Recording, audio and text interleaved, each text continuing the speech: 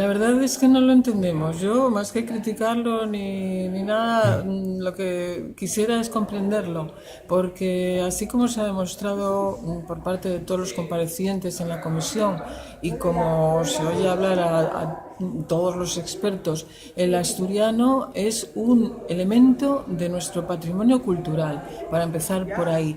No entenderíamos que nadie, por ejemplo, pues criticase la conservación de San Miguel del Lillo o de la Catedral de Oviedo, ¿no? En cambio, parece que la lengua asturiana es un elemento de conflicto.